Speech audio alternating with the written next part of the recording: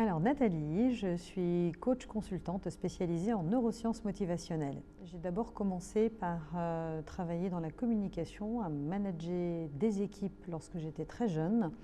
Et petit à petit, je me suis orientée vers le conseil, la formation et le coaching.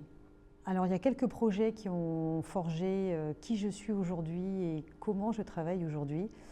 Et notamment un premier très gros projet qui a été d'accompagner le projet industriel que Louis Gallois avait souhaité à l'époque pour la SNCF et le déployer dans toutes les unités, passer d'une logique de gestion de moyens à une logique de gestion des objectifs. Et en matière d'industrialisation, ça a été une expérience formatrice qui m'a très vite permis de comprendre que les méthodes sont toujours nécessaires. Simplement, les hommes et les femmes qui les mettent en œuvre sont ceux qui vont ou faire réussir ou faire capoter les gros projets. Alors un deuxième projet qui est aussi très formateur et très intéressant est d'accompagner la transformation managériale des concessions Toyota et d'implémenter dans un univers qui est le service, ce que Toyota a su proposer au monde industriel, c'est le Toyota Product System, avec tout ce qui va concerner les outils du Toyota Way, le Kaizen et d'autres outils. Dans la revue de Saint-Étienne, je lis un article, il y a maintenant plus d'une quinzaine d'années, un peu plus, sur une école d'ingénieurs au top, des locaux magnifiques, une stratégie et un programme de développement qui avait l'air extrêmement intéressant. Un numéro de téléphone en bas de l'article.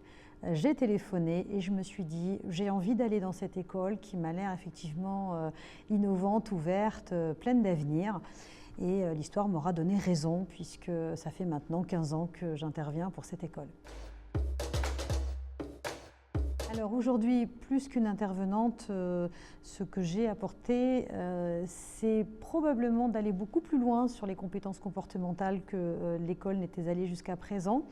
Et aujourd'hui, de pouvoir proposer aux jeunes ingénieurs d'apprendre à mieux se connaître et pendant 3 ans d'aller à la rencontre, certes de leurs compétences techniques, mais surtout de leurs compétences comportementales avec tout un processus piloté par leur tuteur, avec un outil et une plateforme innovante pour qu'à la fin, ces étudiants soient non seulement fiers d'être sortis de cette école diplômée, mais surtout fiers d'être qui ils sont devenus grâce à cet accompagnement autour de leurs compétences comportementales. Ce qui m'anime en fait avec les élèves, c'est déjà ce lien qui se crée et la possibilité, les uns comme les autres, de se faire grandir chacun mutuellement. Parce qu'à leur contact, moi j'ai le sentiment chaque jour de grandir et aussi d'apprendre, autant j'espère qu'ils apprennent au mien. J'en aurai 2, si vous me permettez. Le premier, c'est effectivement disrupter vous-même et soyez agile et sortez de votre zone de confort. Il y a 35 ans déjà, j'ai osé sortir de mon pays à une époque où ça se faisait peu sans téléphone portable pour explorer le monde. Ça restera une expérience formidable. Alors je vous le souhaite aussi, allez à l'extérieur et sortez effectivement du connu pour aller vers l'inconnu, ça vous rendra agile et puis ça vous donnera aussi beaucoup d'idées et d'inspiration pour nous inspirer nous. Ça c'est mon premier conseil. Puis le deuxième, qui va sans doute avec le premier, c'est que vous allez, les jeunes, vous retrouver à manager des hommes et des femmes. Alors rappelez-vous, ce ne sont pas des fers humains, mais des êtres humains. Et ce qui fait la différence dans l'ouvrage, comme on le dit souvent, c'est le cœur que l'on y met. Mettez-y tout votre cœur. Il y a fort à parier, comme le dit Maya Angelou, que si on ne se souviendra ni de ce que vous avez dit, ni de ce que vous avez fait, on se souviendra toute notre vie de ce que vous nous aurez fait ressentir.